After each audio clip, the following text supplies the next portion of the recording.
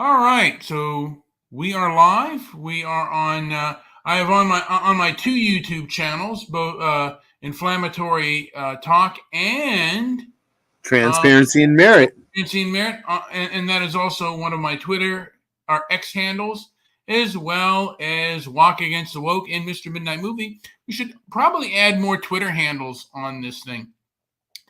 But this is Rebellion and the Conquest Ethic. And I always, this kind of came to mind. Um, Rebellion and the Conquest Ethic are found in human nature and in many of our species. There's always rebellion and conquest. People often rebel against things, but then, like, again, they'll rebel against good eating, or they'll rebel. They'll be rebellious and start a drug habit. But can they rebel against that drug habit? In the conquest ethic, and conquest ethic is also part of nature. Um, Well, those two things go hand in hand. By the way, the opium trade is right up there at the top of the list. When you look at, I haven't shown you this yet, but I made an image, and I have a list of all there's a list of all the power brokers in order, the hierarchy of how our system works from the most powerful down, and the control over the drug trade is up there, I think, in the top three. And if you don't think that has to do with trying to make a nation, or a large swath of people domicile, there you go. That could help. That it could help the conquest. Well, again, sometimes a drug habit gets you, and you have to, and you start off with a rebellion, and you think, oh, doing drugs isn't that bad, and you try an opiate and you get addicted. How can you rebel against it? Or how can you conquer the drug addiction? Or for me, it's eating. It's and I can't even eat as a diabetic. I can't even eat like a normal person. I have to really watch the things that I eat, because it will affect me very negatively. And there's someone who's no stranger to food. Darren, hello. Oh, Thank you Darren for is joining. here, and Darren says hello. And yeah, he is no danger to food. He is in Oregon, and I guess he used to be around Portland, not as much anymore. But Portland has been conquered by the cultural by people who, in my opinion, are culturally captured. And he's eating great candy, which is not good for you, not at all. And but I kind of it kind of hit my mind as I was working about the conquest ethic and rebellion, and a lot of rebellion uh, is kind of juvenile, and it's myopic a lot of times. And what happens when the rebellion gains power, and then you want to rebel against those who have conquered? Well, they're not going to let you rebel in the same way. The people in charge aren't going to allow you to resist. And I notice on Twitter they have like a lot of the leftists, they have resist, and it's like, you've already won so much. I mean, you have a lot of the social media kind of cows town, you know, cows basically get you to censor anybody who Cow. You're talking about kowtow. Yeah, cow. kowtows to you. Yeah, and its rebellion sounds like Star Wars, and that's what a lot of people, I think, that they're thinking. They're fighting the forces of dark, and they don't see the darkness within themselves, or the darkness of the people that they've aligned themselves with, uh, until it's too late. And again, the same thing with a drug habit. It's always fun until it stops being fun, and then try to rebel against it. Right. It's that first 6 months, drugs are great. It's after that that when it becomes a serious problem. Yeah. And I just kind of thought of that, and it's in our species.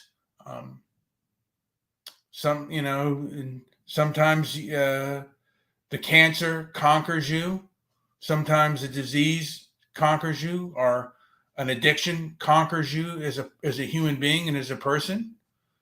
And sometimes you're just conquered by other human beings. But it's more than just other human beings. It's sometimes addictions conquer people. I mean, like a lot of people have an overeating addiction. They cannot conquer their unhealthy habits with food. And I noticed a lot of people on Twitter, particularly the left, are always complaining about oppression. But I mean, the kind of oppression they're talking about, I mean, these are really first world problems. The third world doesn't have time to really dwell upon the past, on how bad and how screwed over you were, because they have to worry about like basic survival. And I don't see that being done by and this is probably by a lot of people. Like, they complain about a lot of useless stuff, and I'm probably guilty of that myself. I don't know if I made a lick of sense, Joey. Joey, are you there? I can't. Are you going to respond? I'll just I was going to go on my Twitter. Yeah, and sorry, I'm here. I just got muted. But yeah, no, you're making sense. You are making sense. But I don't know where that leaves us. What are you looking for on Twitter? Oh, it's just as just as something to because when I was looking at Twitter, it basically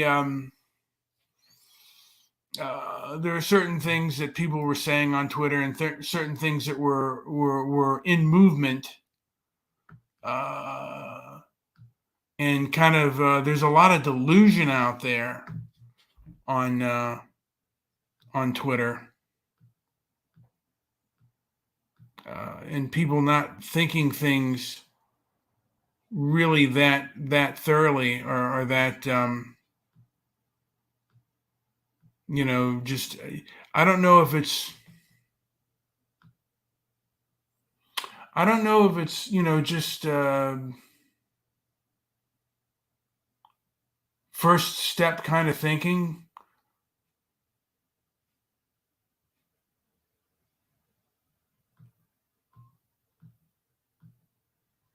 Oh my heavens! Now I'm looking at someone who got to live in daily. Prosecutors in Los Angeles have announced that Anthony Jones has been additionally charged with murder after the victim of the violent, and I can't say the word, grape and sodomy attack died on April 6th. Jones allegedly beat and graped two white women in Venice, California. Why can't you say the word rape? It's not. It's not allowed on YouTube. No, come on. There's no way. I mean, if you are using it, maybe if you're using it in a certain context, I think it's contextual. I don't think it's across the board. Because I've heard that word a million times. There's many podcasts. There's many news stories. I mean, it's just It, a it word in our lexicon. It's not a forbidden word. it depends on Joey. It depends on actually who says it. And yeah, technically, it's not a word that's necessarily allowed on. It's allowed. I wouldn't go as far to say as it's not allowed. I've I heard that because just because you avoid it does not mean that it's not allowed. I mean, it's a word that's allowed. Again, I think it's contextual, and if it's being abused, mocked, and portrayed in a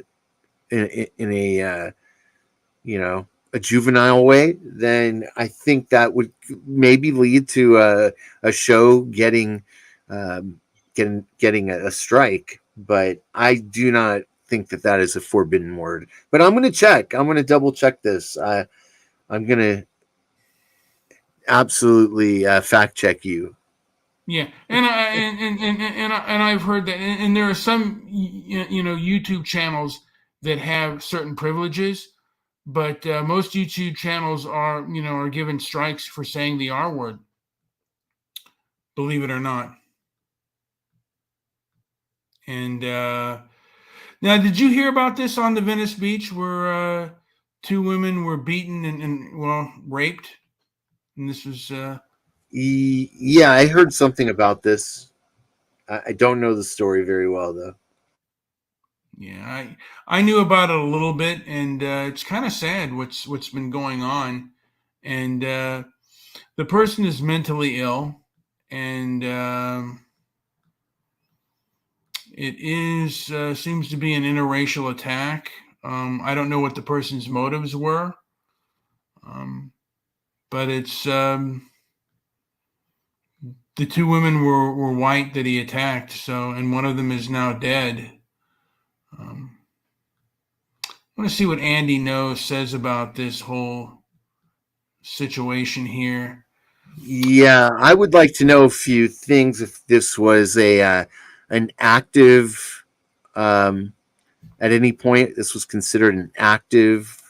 Um, I forgot what they call it. There's a couple keywords that were used in a lot of the school shootings and psychological operations, and I am wondering if I do the deep dive on this one, if I'm going to find some of the hallmarks of those stories, but I have not yet. I may do that at some point. Well, this was in Venice, California. Los Angeles County District Attorney George Gascon today announced that Anthony Jones, who is charged with sexually assaulting two women in the Venice neighborhood canals neighborhood on April 6th, has been additionally charged with murder with special circumstances, alleging that he committed forcible rape and forcible sodomy during the commission of the murder.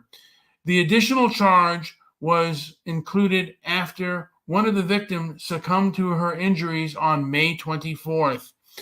Our hearts and our deepest sympathies go out to the victim's family and friends during this unimaginable tragic time. District Attorney Gascon, we are committed to seeking justice for both victims of this heinous crime.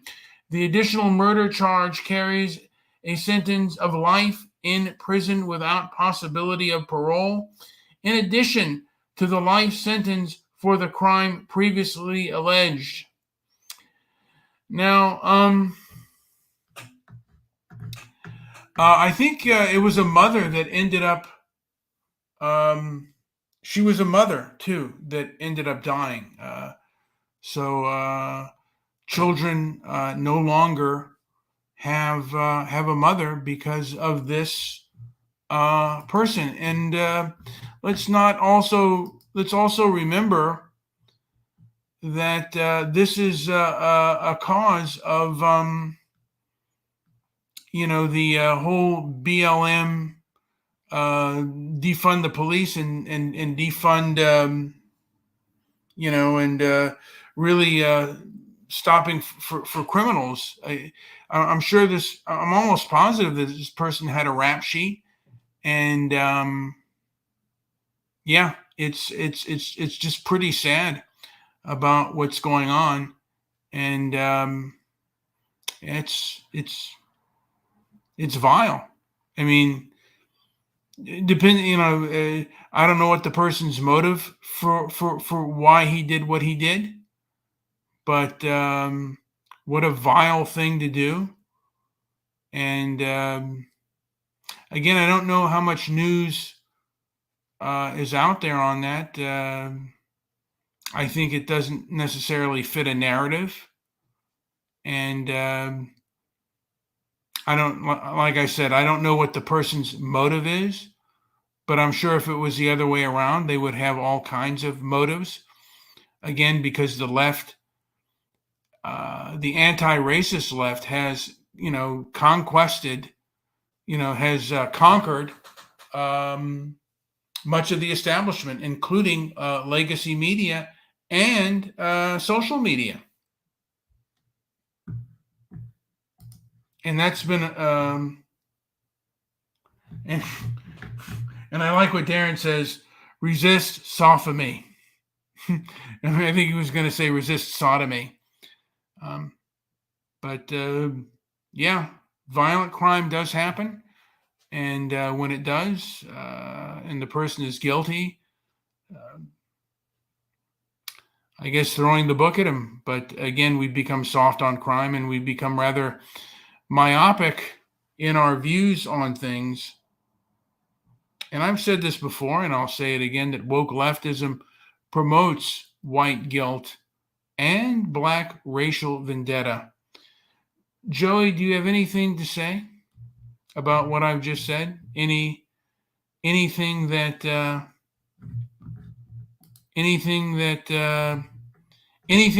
can bring to mind? And I'll get back. No, Yeah. nothing you said struck my interest. Let's see. This is a happy show. It is. I think Brian and I have seen so much madness, and I think we're a little punch drunk from what we've seen in the last few years. And I think we also came to the conclusion. Well, first of all, Brian and I achieved some goals that we set out for. So I think we're feeling pretty good for ourselves in that sense. And after 10 years of playing around with these, and I think we've definitely met a lot of pretty interesting people. And we're just talking about, like, I think people need to laugh. Brian said that people need to laugh, and I agreed, and it's true. And I think laughing is at a premium right now. I think it's you don't see enough. You don't get enough of those real laughable moments, I guess. Well, we have, the thing about it, the thing is, we have the right to laugh, and laughter, laughter is something that's almost forbidden. It's almost as bad or as awful as criminal degenerate behavior. I mean, this criminal degenerate behavior, there's probably no protest about that. But if, God forbid, if you say a joke or say something that someone disagrees with, and then it's, God forbid, you're considered a monster. Richard Dreyfuss, by the way, is he was at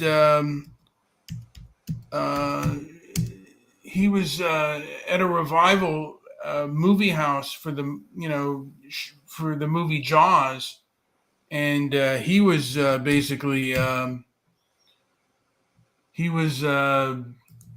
like, I guess there were a lot of people that were pissed off and walked out of the screening. Wait, didn't Richard Dreyfuss die? No, Richard Dreyfuss is still alive. Okay, I thought I was having a Mandela effect. Okay. No. You know what? Close Encounters of the Third Kind will always be one of the greatest UFO movies of all time. Joey, I saw that movie for my 8th birthday Oh, when I was nice. 8 years old, and I saw it at the Cinerama Dome. Yeah, And the line was around the block, and we were able to get in there really. early because one of the person's father was a projectionist at the movie, and we were able to all sit together and Yes, have our nice, seats early. And nice. that movie, Joey, that movie was Uh, amazing. that was a great movie. The only movie I ever saw at the Cinerama Dome was The Doors, Okay. and I think, ironically enough, it was at about the time when the Cinerama Dome was about to close its doors for good. But I got in there, and yeah, that was I really enjoyed that movie when I saw it. Now the movie frustrates me. It's a lot like the 2001 effect on The Doors, but Yeah, because you at one time thought, these were films that 2001 was a film that conquered your imagination and you thought was yes, completely amazing. And now you have resisted, you have rebelled against that movie, and now yes, you think it is a piece of maybe, caca. yes, maybe a bottom 100 movie of mine now. Really? Yes, absolutely. I will not watch it, even though the monkey scene is absolutely genius. And technically, I guess, from the technical aspects, it's a pretty beautiful movie, mid-century modern, just, Stanley Kubrick working on all cylinders, but he was such a damn insider and just so filled with propaganda and dogma that the movie really blurs the lines of reality and fiction. So it unfortunately, and space. The reason I know this, or at least one of the reasons, is that space itself has to be reinforced. The models and the theories and the cosmology of it all has been sold to us in a particular way, and it's been programmed into all of our very young brains, and and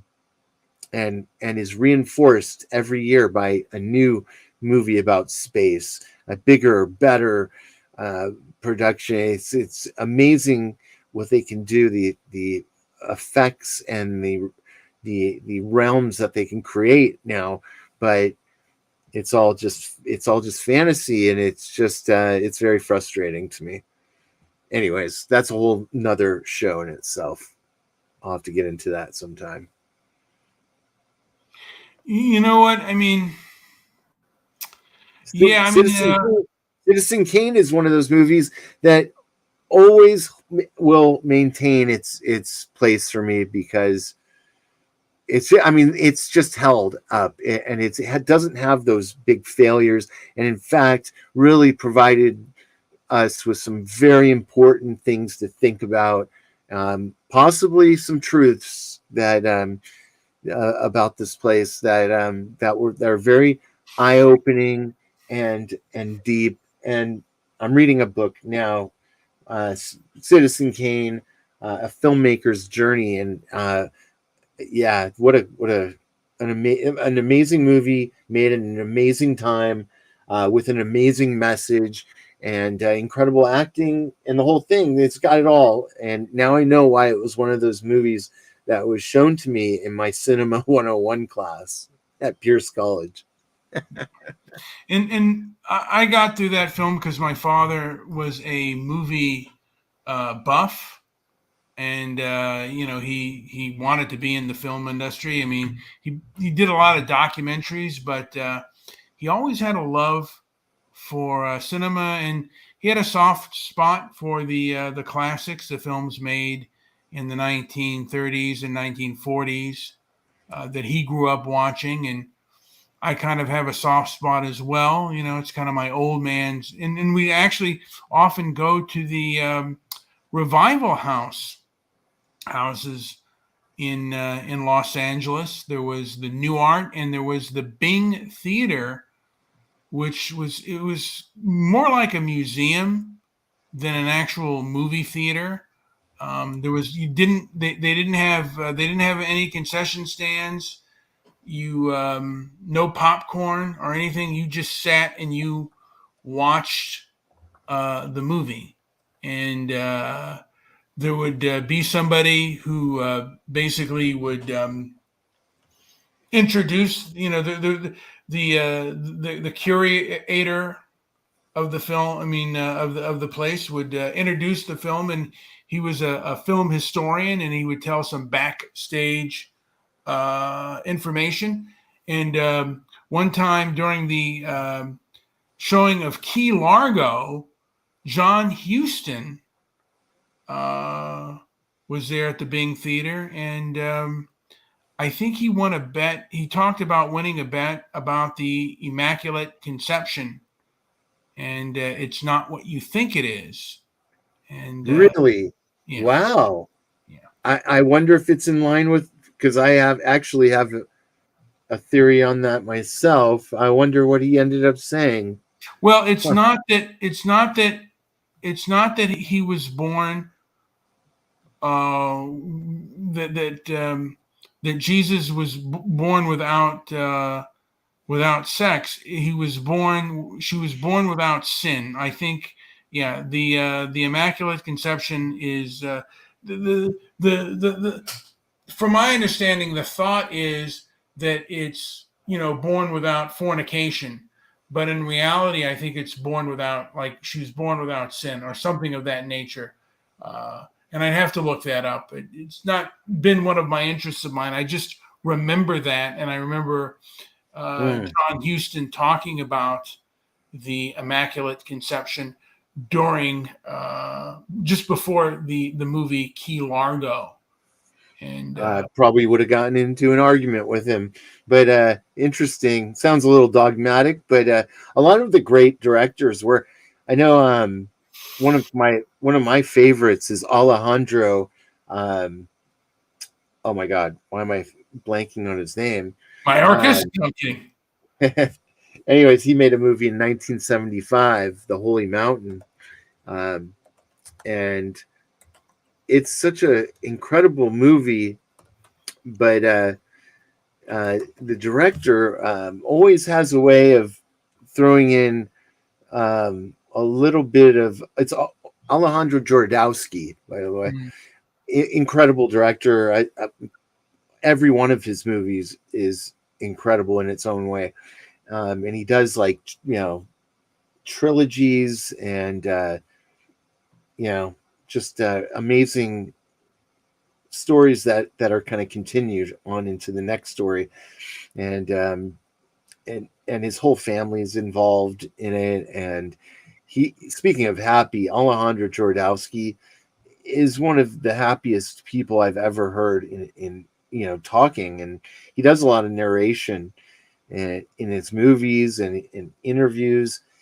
And but what he does do is he inserts a lot of kind of fundamental Christian value into almost all of his stories, and it gets in the way a bit. But other than that, visually and in storytelling, he actually was slated. he got the nod. He was going to make Dune, and I guess after he reappeared with from the desert with a rewrite of the story, I think he came out to, like, his final draft was like 800 pages. So they ended up not giving him that movie, which would have worked now. It just would have been a series, but back then that's just not how it was done yet. And so Dune ended up going to that other dude, what's his name, and became what it was, kind of a Yeah. weird non sequitur movie in a way. Now, is there any movie that captured you as an adolescent besides 2001: A Space Odyssey that Mm. that you've rebelled against and no longer like? I mean, I can start with one of mine. Go Uh, ahead, yeah. I would say, you know what I remember as a kid, I really I really thought the movie Scarface was amazing. And when I look at it now, because I was just, with the violence and stuff, the same thing with the Wild Bunch. Although I like the Wild Bunch as a story more now, Right. but I was, as a young, as even as a child, because I remember when I first saw the Wild Bunch, I saw it on television, and my dad, the opening scene just blew me away. And then I saw it, like my father took me to the New Art to he took me to see Cross of Iron and the Wild Bunch, and I was just blown away by those two films just because of the way the violence was shot and stuff, and just amazed by it. I look at it again and more with more of a skeptical eye on that sort of thing, and I just don't have Um, the same I kind of. I think when you look back and go into like the I like to break things down because back then decades meant something, I guess, Yeah, before 2000 hit, which has been a big blob. But in 1983, violence in film was at a fever pitch in the run up to 1984, which was just another. Every movie was about rape, and not really every movie, but there were a I lot don't of rape remember movies. because I remember the '70s being much more violent and much more like, I mean, to a Mhm. degree realistic. More Uh, realistic, yeah, yeah. but but I think that's what I was going to say. The 80s was more of a facade than the 70s was dark, grungy, and more real. yeah, um, but I've even like his political correctness. Even then, kind of uh, they did a little bit of it, but I mean, the book The Wanderers has there's a main passage in there about interracial rape, and they would never make that was just too, you could never do something like that in cinema by that time. And I think even even in the early '70s, you couldn't. I mean, this was, I think it was '79 when The Wanderers was made, and the movie The Warriors had rape in it, gang rape. You could never do anything like that. It was, political correctness to a degree was even then was something that was not necessarily allowed. And uh,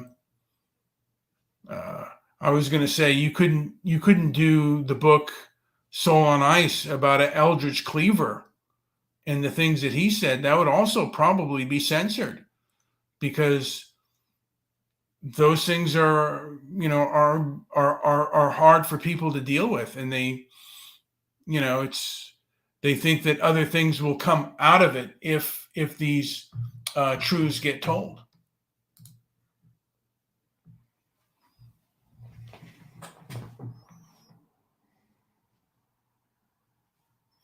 So Darren said, watching something about Schindler's List tonight and how Jews rebelled against Schindler with love, and he was completely transformed during the movie from someone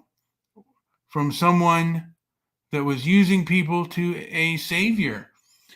Joey, do you remember? Well, I was going to say, you know, we'll save Schindler's List for another time. Uh, Yeah, I, I you did. know, I did read The Color Purple for a report when I was. Oh man, I don't know how old I was. Maybe around the time the movie came out. yeah. Schindler's List. I remember I did not see that at the movie theater. I waited, and then I saw it, and I think I was underwhelmed by it. I mean, I remember, it was, well, I mean, I remember, thinking it was, a magnificent film and kind of being, I had a lump in my throat. I don't necessarily cry at the movies and stuff, but now how about Forrest Gump, Joey? You remember when Oh, you saw? I love that. I have a great, I have a funny story. I don't know if it's great, but I do have a story about. So Forrest Gump came out and it was playing at the Winnetka Inn, at the last drive-in in the San Fernando Valley that I knew of. And I remember my friend and I went. It was a double feature. It was Forrest Gump and what was the movie with Clint Eastwood that his first directing job? Well, the first directing job was Play Misty for me. Oh, he directed that? I didn't know that. No, this was much later. 1995 movie. Was it? Yeah. Was it? It, it wasn't Unforgiven, was it? Yes. Unforgiven. Okay. Okay, so about an hour, 45 minutes before that, my friend and I went. So this is like 1990, whatever, 94. My friend and I went hiking, and he gave me mushrooms. It was the first time I'd ever eaten mushrooms. And we get into the car, and we'd already decided to go see this double feature. And we pull up to the lady. It's about an hour into this, and I did not know what to expect, but we pulled up to get our tickets, and the lady looks at my friend and she goes, "All right, one adult." And she looked me right in the eyes and she said, "And one child." And I lost it. I just started laughing like crazy. And so we pull in and we decide to, we find the spot where we're going to watch this movie. And I get out of the car and I go on a walk and I come back. I returned with it 10 minutes left in the Unforgiven. I missed both movies entirely, and we left. Were you upset or something, or what? No, I, I don't remember really what happened. I think what happened was I ended up finding someone that I knew, or running into somebody I knew, and we just started talking. And yeah, no, I had just had this crazy. It was fun. It was just complete bonkers. And so I didn't see Forrest Gump until maybe a month or two after that, and I love that movie. And I've seen. I think I've seen it maybe 4 or 5 times. Yeah, So, what about you? I've seen it a few times as well. And Jenny? Jenny, yeah, just certain things that I've just been disappointed. I mean, so many filmmakers have, just because of their TDS, have disappointed me, and it makes me not like them. I mean, I don't care if you don't like a person, but I just can't. I don't like the irrationality that does bother me.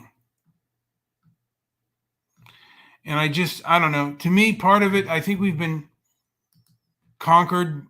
Our establishment has been conquered by egocentric midwits that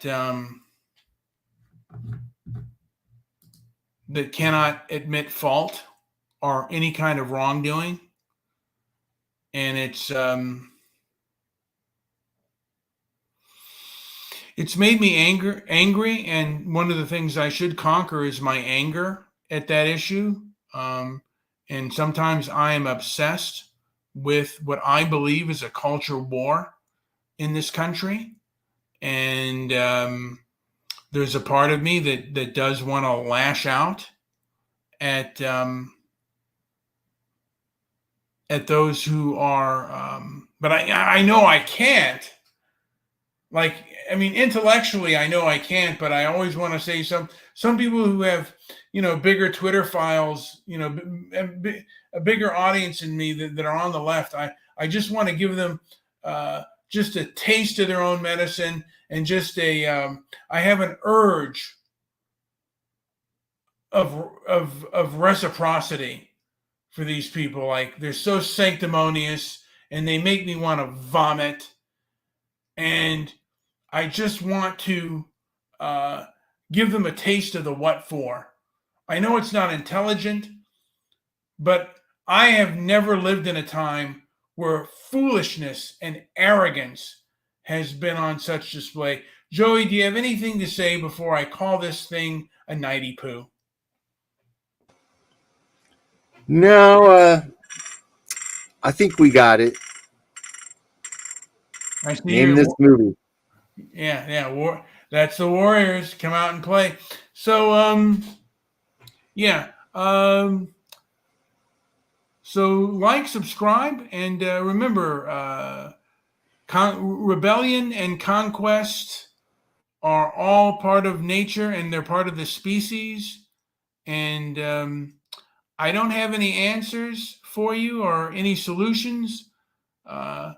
Just something perhaps to ponder out there. I don't know if if you gain anything from it, great. If you don't, that's I don't fine. know, man. I think we kind of I think we're kind of the opposite of what you'd want, of what you'd call maybe a guru. I think we're the opposite. I don't think either of us really try to be gurus. I know in my case, as an educator, I have a long history of that. I've always liked that approach, but I never really try to come off that I know more than anyone else. I just really enjoy sharing, how I feel on things, and hearing what others are experiencing and what they think is right. And it only works if we get comments. So we definitely could use more of those. Leave comments. I'll tell you something, Joey. And he mentioned Mystic River, I think that might be my favorite director film of Clint Eastwood. But what was I going to say? I often want to wear a dunce cap, because there are times where I get stumped, and then I have to think. I don't mind if someone proves me wrong, but a lot of things are just out of emotion. Particularly with the left, it's more out of emotion. And I'm going to make you a dunce cap. Make me a dunce cap. I guess I'm too dumb to understand. But if I'm too dumb to understand, then I'm too dumb. I always say, if I'm too dumb to understand or too dumb to talk to, I guess my money doesn't mean anything either. Because I'm not going to spend money on people that try to censor me and try to stop me from talking. And again, my main goal is to get the internet back to the information superhighway. And the group that I have here, the ADL, is one of the groups that I think helped ruin social media and ruin the internet. Joey, anything to add before I call this show a day? No, let's get the hell out of here. All right.